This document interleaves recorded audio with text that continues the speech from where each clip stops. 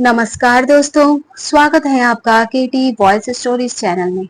दोस्तों, हमारी आज की कहानी है मेरी माँ। आज जैसे ही स्कूल में छुट्टी की बेल बजी, तो हर बार की तरह सबसे पहले 6 साल का सोनू अपनी कक्षा से बाहर निकला। इस समय उसके चेहरे पर एक अलग ही रौनक होती है। पूरे जोश और उत्साह के साथ दौड़ता हुआ वो गेट के पास आया और यहाँ वहां देखते हुए अपनी माँ को ढूंढने लगा। लेकिन आज माँ कहीं नजर ही नहीं आ रही थी। वहीं गेट पर खड़ा हुआ वह अपनी माँ का इंतजार करने लगा। अब तो सारे बच्चे स्कूल से जा चुके थे, लेकिन सोनू अब तक वहीं खड़ा था। आज मम्मी से खूब लड़ाई करूंगा, मुझे लेने क्यों नहीं आई, सोचते हुए सोनू ने सड़क पर एक निगाह दौड़ाई। उसी समय पड़ोस में रहने वाले शर्मा अंकल स्कूटर पर आते दिखे। वे सोनू को उसके घर ले गए, लेकिन जैसे ही सोनू अपने घर के बाहर पहुंचा, तो देखकर उसकी आंखें फटी की फटी रह गई। घर में लोगों की चहल पहल थी। वह अंदर आया और हैरानी से यहाँ वहां देखते हुए जोर से चिल्लाने लगा, मम्मी आप कहाँ हो? यह सब क्या हो रहा है? माँ को ढूंढती हुई उसकी मासूम नजरें अपने पापा पर पड़ी। वो हैरान था कि उसके पापा, जिनकी आंखों में उसने आज तक एक आंसू तक नहीं देखा था, वही पापा आज दहाड़े मार मार कर रो रहे थे। उसकी दादी और रेणुका चाची आस पड़ोस की औरतों के गले लगकर खूब रो रही थी। लेकिन सोनू अब भी भीड़ में अपनी माँ को ढूंढ रहा था। तभी उसकी नजर सफेद चादर में लिपटी उसकी माँ की ओर गई। वह तुरंत दौड़ता हुआ गया और बोला, मम्मी आप आज मुझे लेने क्यों नहीं आई? और आप यहाँ क्यों लेटी हैं? पापा क्या हुआ है मम्मी को? कुछ बोलती क्यों नहीं है वो? दादी आप ही बताओ ना, क्या हो रहा है ये सब? सोनू रोते हुए पूछने लगा। लेकिन न तो उसके पापा के पास और न ही दादी के पास उस मासूम के सवाल का कोई जवाब था। मम्मी उठो ना, मुझसे नाराज हो क्या? अब से मैं आपका सारा कहना मानूंगा, कहते हुए सोनू जोर जोर से रोने लगा। उसके पिता आदित्य से उसकी यह हालत देखी नहीं गई, तो बेटे को सीने से लगा लिया। उसके बाद काफी देर पिता के सीने से चिपक कर सोनू रोता रहा। उसे यकीन नहीं हो रहा था कि उस पर इतना प्यार लुटाने वाली माँ आज उसकी चीख पुकार सुनकर भी क्यों नहीं उठी थी। आज सुबह की ही तो बात थी, जब कोमल अपने बेटे सोनू को स्कूटर पर स्कूल छोड़ने गई थी और वहीं से बिजली का बिल भरने चली गई। लेकिन रास्ते में तेज गति से चले आ रहे एक ट्रक से उसकी स्कूटर की टक्कर हो गई। टक्कर इतनी जोरदार थी कि कोमल उछलकर सड़क के दूसरे किनारे जा गिरी। उसी समय उसने दम तोड़ दिया। इधर जब परिवार के लोगों तक ये बात पहुंची, तो उन पर तो जैसे दुखों का पहाड़ ही टूट पड़ा था। बड़ी मुश्किल से खुद को संभालते हुए आदित्य ने अपनी पत्नी कोमल को अंतिम विदाई दी और जब घर लौटा, तो तमाम रिश्तेदार की उपस्थिति के बावजूद वह घर उसे खाली खाली सा लग रहा था। धीरे धीरे दिन बीतने लगे, लेकिन घर का माहौल ज्यों का त्यों बना रहा। एक ओर जहां आदित्य दुख के सैलाब में डूबा हुआ था, तो वहीं उसका बेटा सोनू अपनी माँ के ममता भरे स्पर्श को तरस रहा था। उसका तो मानो बचपन ही उससे छिन गया था। उसकी दादी और चाची उसे हर तरह से बहलाने की कोशिश करते, लेकिन वह तो बस गुमसुम सा बैठा रहता। बेटे के लिए आदित्य ने खुद को मजबूत बनाया और किसी तरह उसे संभालने लगा। उसका खाना पीना, नहलाना धुलाना, स्कूल भेजना और पढ़ाई लिखाई, सब काम अब आदित्य ही करने लगा था। परंतु सोनू पढ़ाई में दिन ब दिन कमजोर होता जा रहा था, तो आदित्य ने बेटे की पढ़ाई के लिए एक ट्यूशन टीचर को अपॉइंटमेंट कर लिया, जिसका नाम काजल था।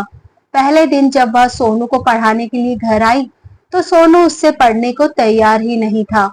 उसे तो केवल अपनी माँ से ही पढ़ने की आदत थी।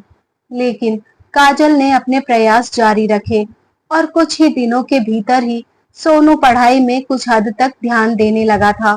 धीरे धीरे सोनू काजल के साथ घुलने मिलने लगा था। जिस समय काजल उसे पढ़ाने आती, तो वह आराम से पढ़ने बैठ जाता था।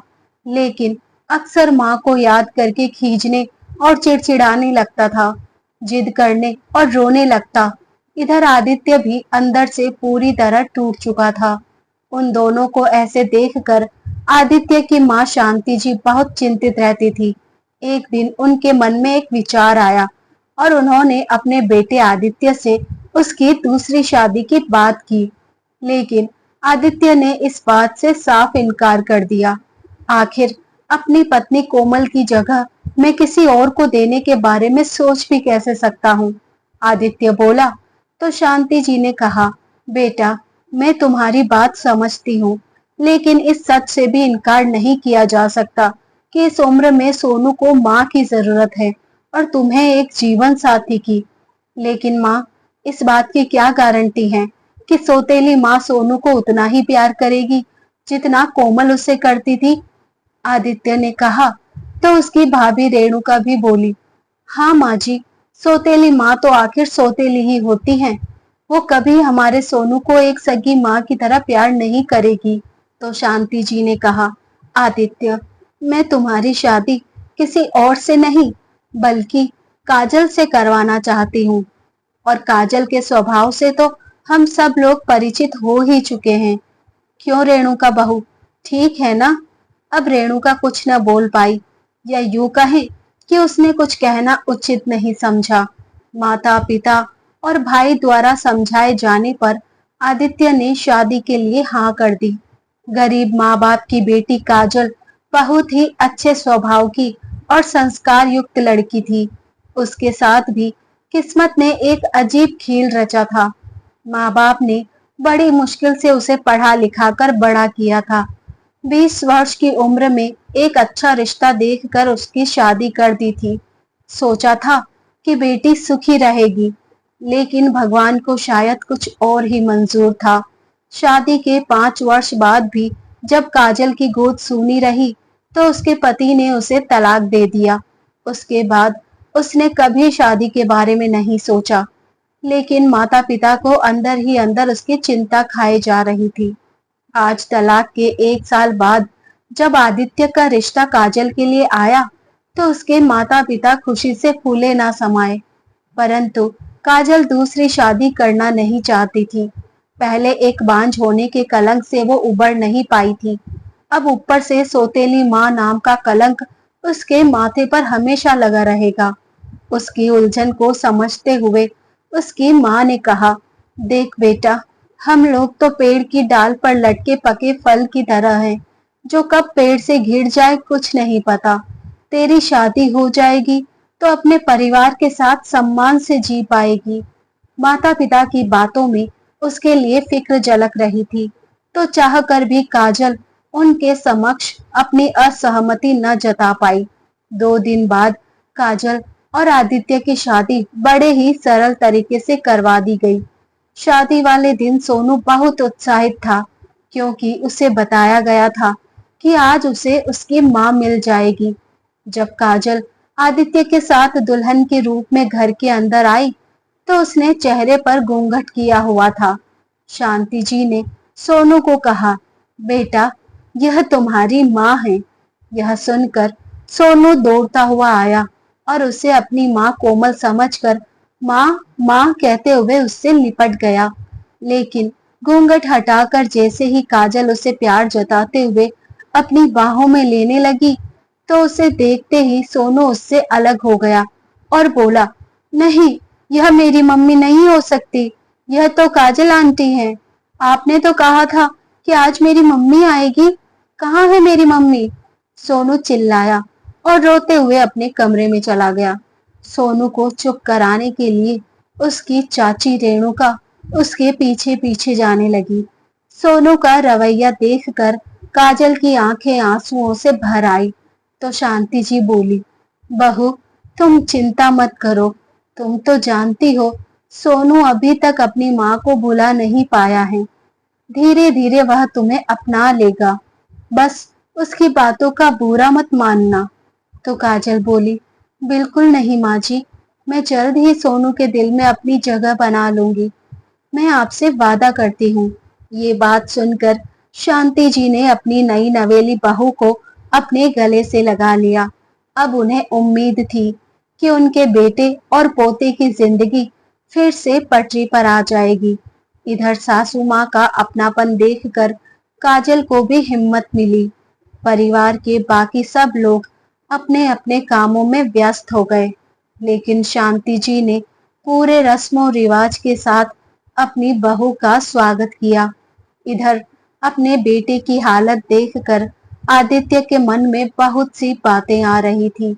सोच रहा था कि कैसे समझाए काजल को कि सोनू का पूरा ख्याल रखे, उसे अपनी माँ की कमी महसूस न होने दे। साथ ही मन में यह डर भी था कि कहीं काजल उसकी बातों का बुरा न मान जाए। लेकिन फिर उसके मन में ख्याल आया कि क्यों ना सब कुछ समय पर ही छोड़ दिया जाए। समय और हालात एक इंसान को जितने कुशलता से सिखा पाते हैं, इंसान तो लाख कोशिशों के बाद भी नहीं सिखा पाता। अगली सुबह जब काजल तैयार होकर बाहर आई तो देखा कि उसकी देवरानी रेणुका नौकरी पर जाने के लिए तैयार खड़ी थी और इधर आदित्य सोनू को स्कूल भेजने के लिए तैयार कर रहा था। रसोई में शांति जी काम कर रही थी। सासू माँ को अकेले काम करते देख काजल तुरंत रसोई घर में चली गई, पैर छूकर आशीर्वाद लिया और जल्दी जल्दी सारा काम करवाने लगी। अरे बहू, कल ही तुम्हारी शादी हुई है, कुछ दिन आराम करो, कहते हुए शांति जी ने उसे काम करने से मना किया। लेकिन काजल नहीं मानी और थोड़ी देर में ही सारा काम निपटा दिया। एक सप्ताह बीत चुका था। अब काजल पूरी तरह से उस घर में रच बस गई थी। आदित्य और काजल भी एक दूसरे को समझने लगे थे, परंतु सोनू का मन अभी तक काजल को मां मानने को तैयार ही नहीं था। इस समस्या का हल निकालने के लिए शांति जी ने एक युक्ति लगाई। आज सोमवार था। स्कूल जाने के लिए सोनू उठ चुका था, लेकिन तैयार होने के लिए उसे किसी की मदद की जरूरत थी। बारी बारी से वो सभी कमरों में झांक रहा था। ना तो कहीं उसे दादी दिखाई दी, ना ही उसके पापा, और उसकी चाची अब तक नौकरी पर जा चुकी थी। केवल काजल ही रसोई घर में खड़ी थी। सोनू का मनपसंद नाश्ता तैयार करके उसने टिफिन पैक किया और अपने कमरे में चली गई। बेड पर चादर बिछाते हुए उसे महसूस हुआ कि दरवाजे पर कोई खड़ा है। काजल ने मुड़कर देखा तो पीछे स्कूल ड्रेस पहने हुए सोनू खड़ा था, अपने छोटे छोटे हाथों में टाई बेल्ट और जूते लिए। अरे सोनू, आओ ना, वहां क्यों रुक गए? सोनू चुपचाप अंदर आ गया। काजल समझ गई थी कि घर में किसी को न पाकर वह तैयार होने के लिए उसके पास आया है, लेकिन वह चाहती थी कि सोनू उसे यह बात खुद कहे, इसलिए वापस बिस्तर ठीक करने लगी। लेकिन सोनू चुपचाप वहीं खड़ा रहा। तो आखिरकार काजल ने ही पूछा, सोनू, किसी काम से आए थे तुम? आंटी, दादी कहाँ गई? पापा भी नहीं है, क्या आप मुझे तैयार कर दोगे? सोनू ने झिझकते हुए कहा। तो काजल मुस्कुराते हुए बोली, अरे, तो अब तक बोले क्यों नहीं? आओ, मैं तुम्हें झट से तैयार कर देती हूँ। सोनू को बेंच पर बिठाते हुए काजल ने कहा और बड़े प्यार से उसे तैयार करने लगी। जूते पहनाते हुए काजल का ध्यान सोनू के घुटने पर गया और बोली, अरे, तुम्हें तो यहाँ चोट लगी है, रुको, मैं अभी यहाँ पर बैंडेड लगा देती हूँ। कहते हुए काजल ने अपने ड्रॉर में से एक बैंडेड निकाला और सोनू के घुटने पर लगा दिया। फिर उसके बाल बनाकर पूरी तरह तैयार कर दिया और उसके भोले भाले मासूम चेहरे पर एक किस दे दिया। काजल का अपनापन पाकर सोनू मन ही मन खुश हो गया। उसके चेहरे पर मुस्कुराहट आ गई, परंतु उसने कुछ कहा नहीं। उसी समय शांति जी और आदित्य भी घर वापस आ गए। पापा, दादी, आप लोग कहाँ गए थे? मैं आपको ढूंढ रहा था, सोनू ने कहा। तो आदित्य बोला, अरे, हम लोग तो सुबह सुबह सैर करने के लिए पार्क गए थे, लेकिन देखो, तुम तो बहुत अच्छे से तैयार हो गए। किसने तैयार किया तुम्हें? जानबूझकर आदित्य ने सवाल पूछा। आंटी ने, कहते हुए सोनू के चेहरे पर एक प्यारी सी मुस्कान दौड़ आई। सोनू का मुस्कुराता चेहरा देखकर आदित्य को भी कुछ राहत महसूस हुई। अब तो रोज ही ऐसा होने लगा। सोनू हर रोज अपनी यूनिफॉर्म और जूते उठाकर काजल के पास ले आता और काजल उसे बड़े प्यार से तैयार करती और फिर उसके गोल मटोल गालों को चूम लेती। स्कूल से घर लौटकर सोनू काजल को स्कूल की सारी बातें बताता और फिर उसके पास बैठकर होमवर्क करता। सोनू के चेहरे की मुस्कुराहट जो कहीं दूर चली गई थी, अब वापस आने लगी थी। स्कूल में अपने सहपाठियों के साथ भी वह पहले की तरह मस्ती करने लगा था। परिवार के सब लोग भी उसमें आए बदलाव को देखकर सुकून महसूस कर रहे थे। उसकी क्लास टीचर ने भी क्लास टेस्ट में अच्छे मार्क्स आने पर उसे चॉकलेट दी, तो घर आकर उसने अपनी नई आंटी और दादी को खुशी खुशी सारी बात बताई। शांति जी को अपनी बहू काजल पर आज बहुत गर्व महसूस हो रहा था। अब सोनू पढ़ाई को लेकर और भी सजग हो गया था। शाम हुई तो सोनू जल्दी से अपना बैग लेकर आ गया और बोला, आंटी पढ़ाओ ना। तो काजल ने उसे देखकर मुंह बना लिया और कोई जवाब नहीं दिया। सोनू फिर से बोला, पढ़ाओ ना आंटी। तो काजल बोली, नहीं, मैं आपको अब नहीं पढ़ाऊंगी। काजल के मुंह से यह बात सुनते ही शांति जी हैरान रह गई। आदित्य भी अपने ऑफिस से अभी अभी लौटा था। काजल का ऐसा व्यवहार देखकर वह भी चौंक गया।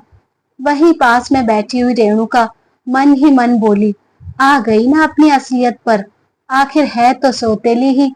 फिर काजल सोनू की ओर तिरछी नजरों से देखते हुए बोली, अगर मुझसे पढ़ना है तो मेरी एक बात माननी होगी, बोलो मानोगे? सोनू ने उदास चेहरे से हाँ में से सिर हिला दिया। काजल बोली, तो ठीक है, आज तुम्हें मुझसे प्रॉमिस करना होगा कि आज के बाद मुझे आंटी कहकर नहीं बुलाओगे। तो क्या कहकर बुलाऊंगा? सोनू ने सवाल किया। अब से आप मुझे मम्मी कहकर बुलाओगे, काजल ने सोनू के गालों को प्यार से सहलाते हुए कहा। तो सोनू दीवार पर लगी अपनी माँ कोमल की तस्वीर की ओर देखते हुए बोला, लेकिन मेरी मम्मी तो वो है और पापा कहते हैं कि वो भगवान जी के पास चली गई हैं। मैं आपको मम्मी कैसे कहूंगा? तभी काजल ने उसे अपनी गोद में लिया और प्यार से उसे समझाते हुए बोली, पता है बेटा, मुझे भगवान जी ने ही आपके पास भेजा है और साथ में यह भी कहा है कि सोनू का कुछ अच्छे से ख्याल रखना और ढेर सारा प्यार देना। इसलिए अब से आप मुझे मम्मी कहकर बुलाओगे। प्रॉमिस करो, तभी मैं पढ़ाऊंगी। ठीक है आंटी, प्रॉमिस। सोनू ने इतनी मासूमियत से कहा तो काजल के साथ साथ शांति जी और आदित्य की भी हंसी छूट गई और काजल ने सोनू को अपने सीने से लगा लिया और बोली, अच्छा, प्रॉमिस भी करते हो और आंटी भी कहते हो। काजल का सोनू के लिए इतना प्यार देखकर आदित्य की आंखें खुशी के आंसुओं से भर आई। अब उसकी सारी चिंताएं दूर हो चुकी थी। घर के सभी लोगों के दिल में काजल ने अपने लिए जगह बना ली थी और सोनू को तो वह बड़ी कुशलता के साथ संभाल रही थी। उसकी पढ़ाई लिखाई और स्वास्थ्य का ध्यान रखने के साथ साथ उसकी खुशियों का भी पूरा ध्यान रखती और कुछ समय उसके साथ खेलने के लिए भी जरूर निकालती। इस दौरान वह अपने मायके भी गई तो भी सोनू को अपने साथ लेकर गई। काजल की माँ ने जब उसका हालचाल पूछा तो काजल बड़ी खुशी से अपने ससुराल के बारे में बताने लगी कि सब लोग कितने अच्छे हैं। सोनू का काजल के साथ लगाव देखकर काजल की माँ को भी बहुत खुशी हुई। माँ के पास एक दिन लगवाकर काजल अपने ससुराल वापस लौट आई। आज घर में बहुत चहल पहल थी। घर की दोनों बहुएं रसोई घर में व्यस्त थी। आज उनकी ननद सपना अपने दोनों बच्चों को लेकर अपने मायके जो आई हुई थी, सारी भाग दौड़ करते हुए काजल को यह ख्याल ही नहीं आया कि उसने सोनू को खाना नहीं खिलाया और वह अभी तक भूखा है। एक आध बार ख्याल भी आया तो सोचा शायद उसे काम में व्यस्त देखकर माँ जी ने खिला दिया होगा। इधर सोनू भी अपनी बुआ के दोनों बेटियों के साथ खेलने में इतना व्यस्त हो गया कि उसे खाने पीने का कोई होश नहीं था। थोड़ा बहुत काम करके रेणुका सपना के पास जाकर बैठ गई और बातें करने लगी, जबकि काजल बर्तनों का ढेर धोने में लग गई। रसोई का सारा काम निपटाकर जब वह कमरे में गई तो उसकी ननद और देवरानी आपस में कुछ बातें कर रही थी, लेकिन उसे देखते ही एकदम चुप हो गई। यह देखकर काजल को अजीब लगा, परंतु फिर वह सब नजरअंदाज करते हुए उसने सोनू से कहा, बेटा आपने खाना खा लिया ना? तो सोनू बोला, नहीं मम्मी, मैंने तो अब तक कुछ नहीं खाया। यह सुनकर काजल बोली, क्या मेरा बच्चा अभी तक भूखा है? मैं अभी तुम्हारे लिए खाना डाल कर लाती हूँ। तुम जल्दी से हाथ धो लो, खाना खाने के बाद खेलना।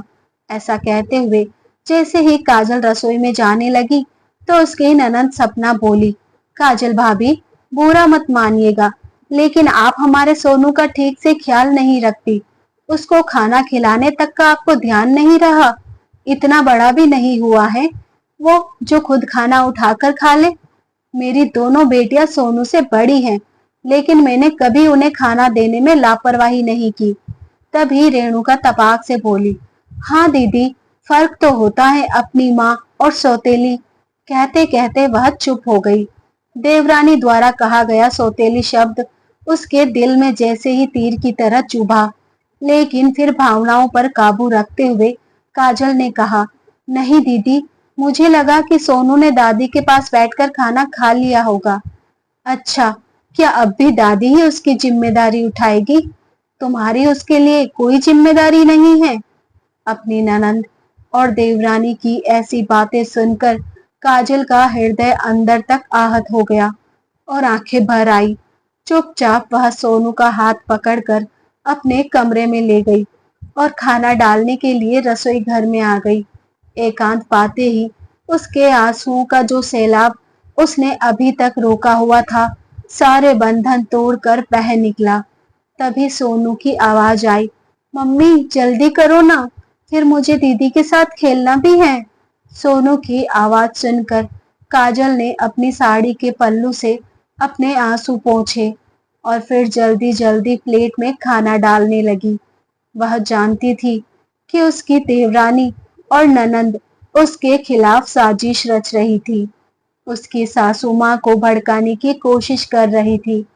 वह दिखाना चाहती थी कि काजल सोनू के प्रति कितनी लापरवाही बरत रही है, परंतु इतना सुनने के बाद भी काजल अपनी ननद के सामने कुछ बोल नहीं सकती थी।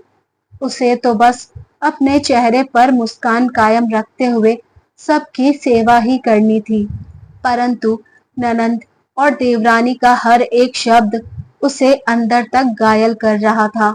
अचानक काजल के कानों में अपनी सासू माँ की आवाज पड़ी, शर्म आनी चाहिए तुम लोगों को। तुम्हें पता भी है कि काजल बहू हमारे सोनू का कितना ध्यान रखती है। अरे, एक पल के लिए तू अपनी बेटियों के लिए लापरवाह हो सकती है सपना, लेकिन मेरी काजल नहीं। और तू तो आज ही आई है, फिर इतनी देर में तूने उसकी ऐसी कौन सी लापरवाही देख ली जो मुझे आज तक नजर नहीं आई? और रेणुका बहू, तुम तो इसी घर में रहती हो ना, और देखती भी हो कि दिन भर तुम्हारी जेठानी घर का सारा काम करते हुए भी कितनी कुशलता से सोनू को संभालती है। ना जाने तुम्हारी काजल से ऐसी कौन सी दुश्मनी है जो हमेशा उसकी ममता पर सवाल उठाती रहती हो। लेकिन माँ जी, मैंने गलत क्या कहा? रेणुका ने मुंह बनाते हुए कहा तो शांति जी बोली, बस बहू, बड़ी मुश्किल से हमारे सोनू को मातृत्व की छाया मिली है। अब ऐसी बेहुदा बातें करके घर का माहौल खराब करने की जरूरत नहीं है। सासू माँ की बातें सुनकर काजल को मन ही मन बहुत खुशी महसूस हुई। इससे ज्यादा तो वह कुछ सुनना भी नहीं चाहती थी। सोनू के लिए खाना लेकर वह अपने कमरे में चली गई और बड़े प्रसन्न हृदय के साथ उसे खिलाने लगी। अपनी सासू माँ के लिए उसके मन में सम्मान और अधिक हो गया था। सपना अपने पति और बच्चों के साथ 2 दिन अपने मायके में रही। इस दौरान काजल ने उन लोगों की सेवा सत्कार करने में कोई कमी नहीं रखी और ऐसा व्यवहार किया जैसे कुछ हुआ ही नहीं था। जाते हुए सपना के मुंह से भी काजल के लिए तारीफ भरे शब्द ही निकल रहे थे। काजल और आदित्य की शादी को 20 दिन बीत चुके थे, लेकिन वह अभी तक कहीं घूमने नहीं गए थे। तो शांति जी ने उन दोनों को अपने पास बुलाया और कहा, बेटा, मुझे पता है तुम दोनों पर सोनू की जिम्मेदारी है, लेकिन अपनी जिंदगी को भी नजरअंदाज मत करो। मैं चाहती हूँ कि तुम लोग कुछ दिनों के लिए कहीं घूम कर आओ। सोनू को मैं संभाल लूंगी। शांति जी की बात सुनकर आदित्य सोच में पड़ गया कि आखिर सोनू को छोड़कर हम घूमने कैसे चले जाएं? और अगर मैं मना करता हूँ तो कहीं काजल को बुरा न लग जाए। दरवाजे पर खड़ा सोनू भी यह सब बातें सुन रहा था, तो झट से बोला, नहीं, मैं भी जाऊंगा मम्मी पापा के साथ। तभी काजल सोनू को गोद में उठाते हुए बोली, नहीं माँ जी, हमारी जिंदगी तो अब सोनू ही है। उसके बिना कहीं घूमने जाने के बारे में तो मैं सोच भी नहीं सकती। और वैसे भी सोनू के एग्जाम शुरू होने वाले हैं, उसे मेरी जरूरत है। अगर उसकी पढ़ाई पर ध्यान नहीं दिया गया तो परेशानी हो जाएगी। उसके एग्जाम खत्म होने के बाद हम लोग घूमने चले जाएंगे, सोनू को साथ लेकर। काजल ने इतनी समझदारी से यह बात कही कि आदित्य तो बस हैरानी से उसकी ओर देखता ही रहा। फिर सोनू बोला, मम्मी, आप बहुत अच्छी हो, लेकिन एक बात तो बताओ मम्मी, यह सौतेली क्या होता है? क्या आप सौतेली माँ हैं? सोनू ने कहा तो काजल के दिल को जैसे कोई झटका सा लगा। तभी शांति जी गुस्से से बोली, यह तुमसे किसने कहा? कहाँ से सीख कर आते हो ये सब बातें? तो सोनू मासूमियत से बोला, वो चाची ने बताया था कि मेरी माँ सौतेली है, तो मैं भी पूछ लिया कि सौतेली क्या होती है। तो कहने लगी, सौतेली माँ वह होती है जो हमारी असली मम्मी नहीं होती, हमारा ख्याल नहीं रखती, हमसे प्यार नहीं करती। लेकिन दादी, मेरी मम्मी तो सौतेली नहीं है ना? तभी शांति जी बोली, नहीं बेटा, तेरी मम्मी सौतेली कैसे हो सकती है? अपनी मम्मी के सौतेली न होने की बात सुनकर सोनू के भीतर चल रहे एक द्वंद को जैसे शांति मिल गई और खुशी से बोला, हाँ दादी, वह तो मेरा बहुत ख्याल रखती है, मुझसे बहुत प्यार करती है। तो शांति जी ने कहा, अब तुम ही सोचो, इतनी अच्छी मम्मी सौतेली कैसे हो सकती है? और अगर आगे से कोई तुम्हारे सामने तुम्हारी माँ को सौतेली बोले तो उनसे कह देना कि मेरी माँ सौतेली नहीं, बहुत अच्छी है। इधर इन सब बातों में काजल की आंखों से आंसुओं की 2 बूंदें उसके गाल पर ढुलक आई और मन ही मन बोली, सौतेली माँ, इस कलंक से न जाने कब पीछा छूटेगा मेरा।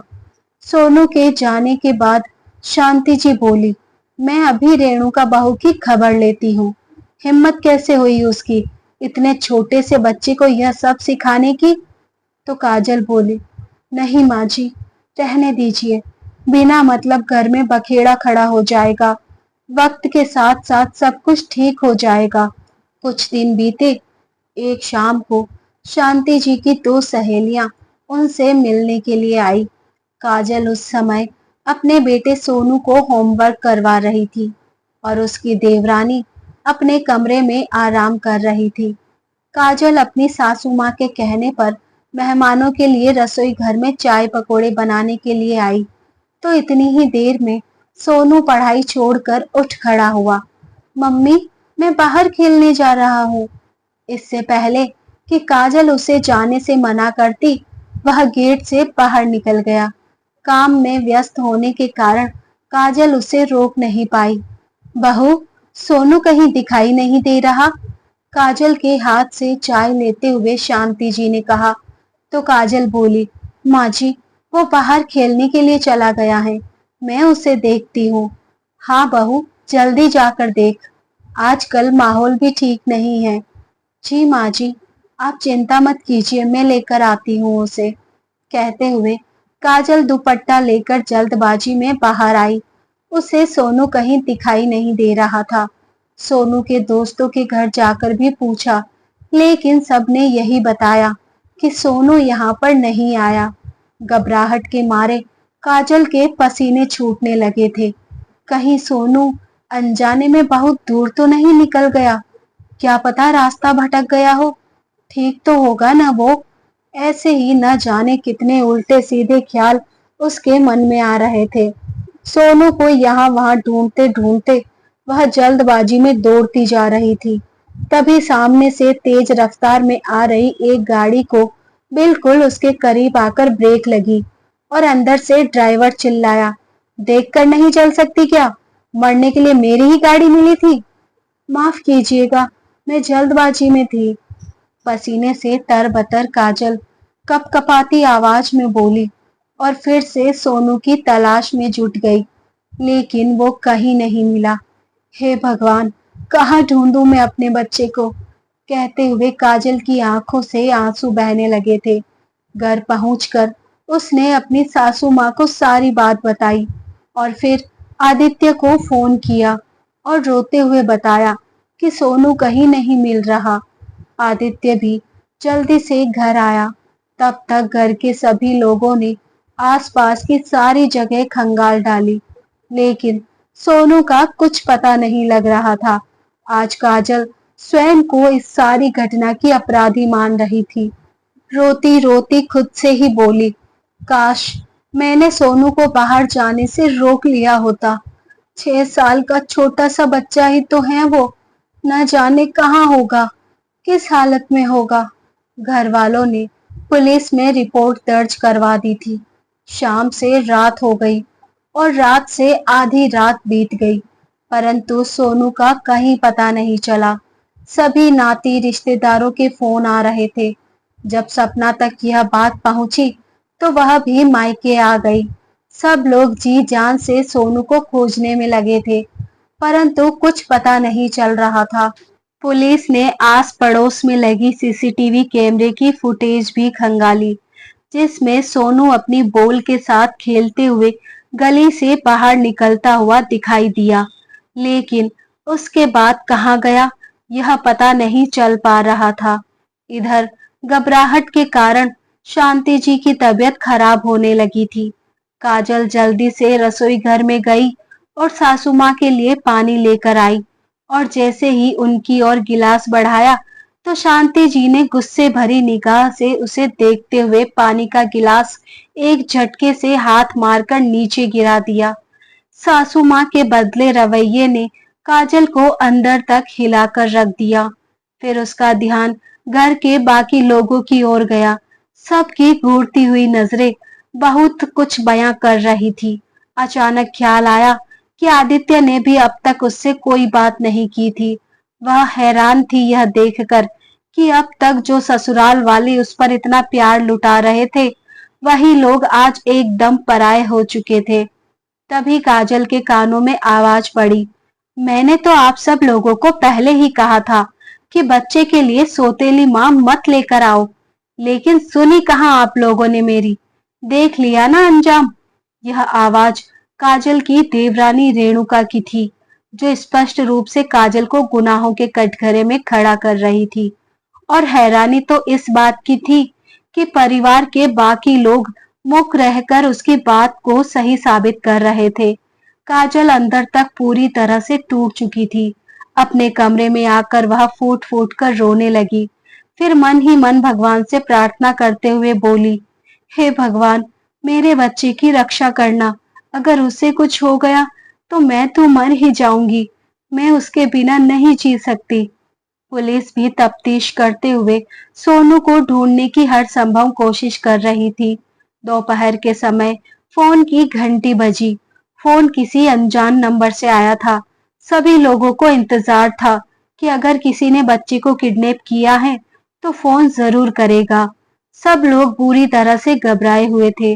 अभी आदित्य फोन उठाने ही लगा था कि तभी जल्दी से कमरे से बाहर आकर काजल ने फोन उठा लिया तो दूसरी ओर से आवाज आई, तुम्हारा बच्चा सोनू मेरे पास है। अगर उसकी सलामती चाहते हो तो 25 लाख रुपए तैयार रखना। इतना सुनते ही काजल चिल्लाई, मेरे बच्चे को कुछ मत करना, तुम्हें जो कुछ भी चाहिए वह सब मिल जाएगा, बस मेरे बच्चे को छोड़ दो। कहते हुए काजल फूट फूट कर रो पड़ी। तभी आदित्य ने उसके हाथ से फोन छीन लिया और बोला, सुनो मिस्टर, तुम जो कोई भी हो, अगर मेरे बच्चे को कोई भी नुकसान पहुंचाया तो अच्छा नहीं होगा। आदित्य के इतना बोलते ही दूसरी ओर से फोन कट गया। गुस्से में आदित्य ने फोन पटक दिया। तभी काजल बोली, क्या कहा उन लोगों ने? तो आदित्य गुस्से से आग बबूला होते हुए बोला, कुछ नहीं कहा, फोन काट दिया। और वैसे भी तुम्हें इतनी चिंता क्यों हो रही है? बच्चा मेरा है, मैं कैसे भी करके उसे ढूंढ लाऊंगा। इतना सुनते ही काजल का दिल दहल उठा। क्या कहा आपने? आपका बच्चा? क्या वह मेरा कुछ नहीं लगता था? रोते हुए काजल आदित्य से बोली, यह सवाल तुम खुद से पूछो। गुस्से से कहते हुए आदित्य बाहर की ओर निकल गया और काजल जैसे सुन्न सी खड़ी रह गई। तभी काजल को ख्याल आया कि जब किडनैपर का फोन आया था उस समय पीछे से एम्बुलेंस के सायरन की आवाज आ रही थी और थोड़ी देर बाद उसी सायरन की आवाज उसे अपने घर के बाहर से सुनाई दी। सोचते ही काजल के रोंगटे खड़े हो गए। यह तो उसे पहले से ही लग रहा था कि किडनैपर की आवाज कुछ जानी पहचानी है, लेकिन समझ नहीं आ रहा था कि आखिर वह है कौन। काजल अपने आस पड़ोस में रहने वाले लोगों के बारे में एक एक करके सोचने लगी। इधर परिवार के सब लोग बेहाल थे और आदित्य बार बार पुलिस स्टेशन के चक्कर लगा रहा था। समय बीतता जा रहा था और सब लोगों की बेचैनी बीतते समय के साथ बढ़ती जा रही थी। शाम के समय अचानक सपना की आवाज आई, माँ, काजल भाभी कहीं दिखाई नहीं दे रही। मैं सब जगह देख चुकी हूँ, वह कहीं भी नजर नहीं आ रही। तभी रेणुका ने कहा, कौन नहीं मिल रहा दीदी? काजल भाभी और कौन? ना जाने बिना बताए कहाँ चली गई हैं।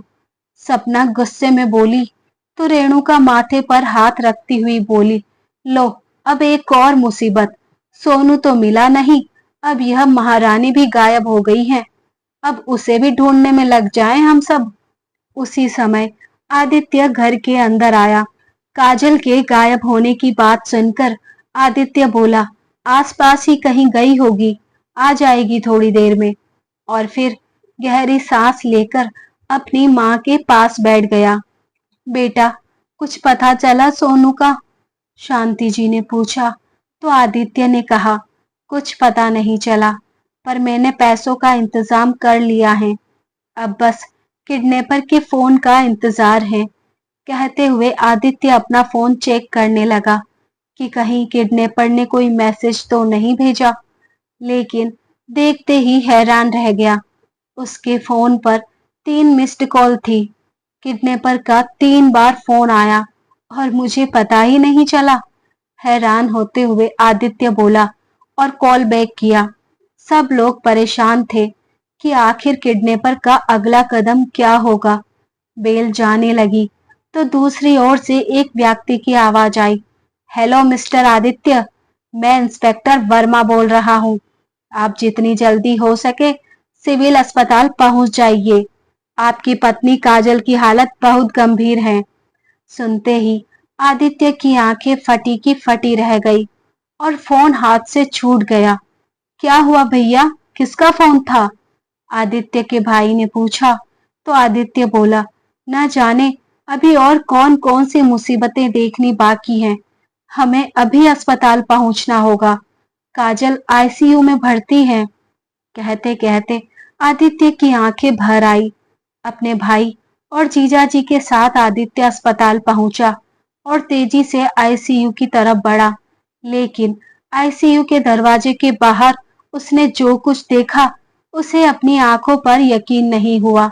उसका बेटा सोनू पुलिस इंस्पेक्टर के साथ बेंच पर उदास भाव से बैठा हुआ था।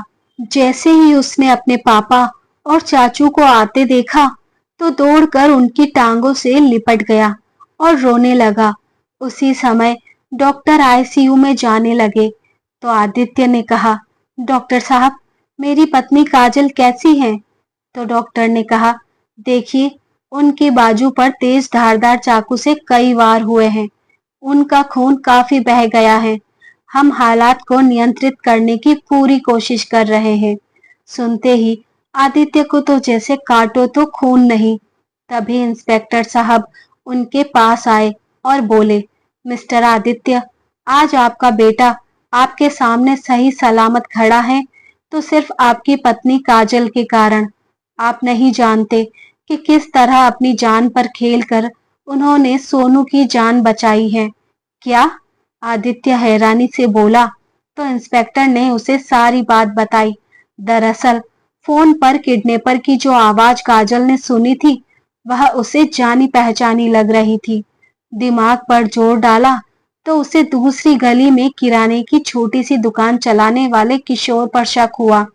दुकान के ऊपर ही एक छोटा सा कमरा बना हुआ था जिसमें वह रहा करता था। सोनू अक्सर उसके साथ उसकी दुकान से टॉफी चॉकलेट खरीद कर लाया करता था। काजल ने इस बारे में बताने के लिए आदित्य को फोन किया, लेकिन नाराजगी के कारण आदित्य ने फोन नहीं उठाया। परंतु काजल चुपचाप बैठने वालों में से नहीं थी। वह अपनी सासू माँ के पास गई और बताया कि उसे पड़ोस में रहने वाले किशोर पर शक है। तो उसी समय पास बैठी रेणुका बोली, वैसे भाभी, एक बात कहूँ, मुझे तो आप पर शक हो रहा है। कहीं पैसों के चक्कर में आपने ही सोनू को? स्वयं पर इतना घिनौना आरोप लगते देख काजल अंदर तक सिहर उठी। उसके पैर लड़खड़ाने लगे थे। शांति जी ने भी चुप्पी साधी हुई थी, लेकिन उसने स्वयं को कमजोर नहीं पड़ने दिया। बिना किसी से कोई बात किए वह चुपचाप घर से बाहर निकली और उस गली तक पहुंची। किसी को शक ना हो इसलिए उसने साड़ी के पल्लू से अपना चेहरा ढका हुआ था। उसी समय उसे किशोर अपनी साइकिल पर कहीं जाता हुआ दिखा। काजल के कदम तेज हो गए। देखा तो दुकान पर ताला लगा था। हिम्मत जुटाकर वह सीढ़ियां चढ़कर ऊपर गई। कमरे का दरवाजा भी बंद था, लेकिन कमरे के अंदर से कुछ ऐसी आवाजें आ रही थी जिन्हें सुनकर उसे वहां किसी के होने का आभास हुआ। उसने दरवाजा खटखटाया तो भीतर से कुछ गिरने की आवाज आई। अब उसका शक यकीन में बदलता जा रहा था। उसने जल्दी से इंस्पेक्टर को फोन किया और अपनी लोकेशन भेजकर जल्द से जल्द वहां आने को कहा। काजल की नजर पास पड़ी एक ईंट पर गई। उसने तुरंत ईंट उठाकर ताला तोड़ने की कोशिश की। ताला भी बहुत ज्यादा मजबूत नहीं था, इसलिए कुछ देर प्रयास करने के बाद आखिरकार टूट ही गया। जैसे ही दरवाजा खोला तो सामने का नजारा देखकर काजल की हैरानी का ठिकाना ना रहा। उसके मासूम से बच्चे सोनू को कुर्सी पर बड़ी बेरहमी से बांधा गया था। उसके मुंह पर टेप लगी हुई थी ताकि वह आवाज ना कर सके। ऊपर से नीचे तक पसीने से तरबतर उस नन्हे से बच्चे की आंखों से आंसू बह रहे थे। उसे ऐसी हालत में देखकर काजल का दिल दहल उठा। जल्दी से उसने रस्सियां खोली तो सोनू रोते हुए अपनी माँ के गले लग गया। जल्दी से सोनू को गोद में उठाकर जैसे ही वो दरवाजे की तरफ भागने लगी, तभी सामने किशोर को खड़े देख उसके हाथ पांव फूल गए। उसे देखते ही सोनू अपनी माँ से कसकर चिपक गया। फिर किशोर बोला, बच्चे को यहीं छोड़ दे, नहीं तो अच्छा नहीं होगा। ये सुनकर काजल जोर से चिल्लाई, तुम इंसान हो या हैवान? क्या बैर है इस छोटे से बच्चे से तुम्हारा? मुझे तो सिर्फ पैसे से मतलब है। पैसा ले आओ और बच्चे को ले जाओ, किशोर ने कहा और जेब से तेज धार चाकू निकाल लिया। काजल ने सोनू को अपनी गोद से नीचे उतारा और उसके सामने ढाल बनकर खड़ी हो गई। न जाने उसमें कहां से इतना साहस आ गया कि उसने लपक कर किशोर का हाथ पकड़ लिया और सोनू को वहां से तुरंत भाग जाने को कहा। सोनू अपनी माँ को छोड़कर जाना नहीं चाहता था। वो जोर जोर से रोने लगा, लेकिन काजल ने फिर से चिल्लाकर बोला और दादी के पास जाने को कहा। तो सोनू बिना देर किए भागकर सीढ़ियों तक पहुंचा। उसी समय इंस्पेक्टर वर्मा दो साथी पुलिस वालों के साथ वहां पहुंच गए। सोनू को दरवाजे के बाहर खड़ा करके कमरे के अंदर गए तो देखा किशोर काजल पर तेज धार चाकू से वार कर रहा था और काजल की बाजू से खून बह रहा था। आवाज सुनकर जैसे ही किशोर पीछे मुड़ने लगा, तभी उसे सोचने का मौका दिए बिना पुलिस वालों ने उसे धर दबोचा और गिरफ्तार कर लिया। काजल को तुरंत अस्पताल पहुंचाया गया। इंस्पेक्टर से सारी घटना के बारे में जानकर आदित्य की आंखों से आंसू बहने लगे। तो सोनू बोला, पापा, मम्मी ठीक तो हो जाएगी ना? फिर से मेरी मम्मी को भगवान जी तो नहीं ले जाएंगे ना? मासूम के मुंह से यह बातें सुनकर आदित्य ने उसे अपने सीने से लगा लिया और बोला, मम्मी बिल्कुल ठीक हो जाएगी, तू चिंता मत कर मेरे बच्चे। उसी समय डॉक्टर आईसीयू से बाहर आए और बोले, मिस्टर आदित्य, अब आपकी पत्नी खतरे से बाहर है। यह सुनकर आदित्य की सांस में सांस आई। थोड़ी ही देर में काजल को प्राइवेट रूम में शिफ्ट कर दिया गया। इधर सोनू के चाचा ने घर पर फोन करके सब कुछ बता दिया। तो शांति जी रेणुका और सपना के साथ जल्दी से अस्पताल पहुंचे। जब वे लोग काजल के पास गए तो देखा सोनू अपनी माँ के साथ चिपक कर लेटा हुआ था और बड़े सुकून से सो रहा था। शांति जी ने भरी आंखों से कहा, बहू, तुम्हारी निस्वार्थ सेवा और प्रेम के बावजूद भी हम लोग तुम्हें नहीं समझ पाए और मुसीबत के समय तुमसे नजरें फेर ली।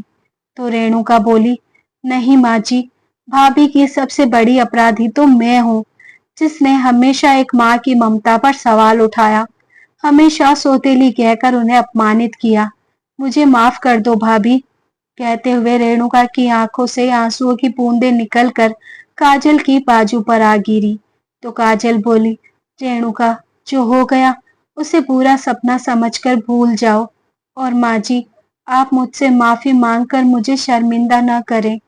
अभी यह सब बातें चल ही रही थी कि तभी काजल की दवाइयां लेकर आदित्य कमरे में आया और किसी छोटे बच्चे की तरह दोनों हाथों से अपने कान पकड़कर खड़ा हो गया। उसे देखते ही काजल की हंसी छूट गई और उसके साथ ही पूरा कमरा हंसी ठहाकों से गूंज उठा। आज सबके दिलों पर पड़ी भ्रम रूपी मेल पूरी तरह से साफ हो चुकी थी। तो दोस्तों, ये थी हमारी आज की कहानी। उम्मीद करती हूँ पसंद आई होगी। ऐसी ही और कहानियां सुनने के लिए बने रहिए हमारे साथ, अपना प्यार और सपोर्ट दीजिए। चैनल पर नए हैं तो सब्सक्राइब कीजिए, वीडियो को हाइप करना ना भूलें। धन्यवाद।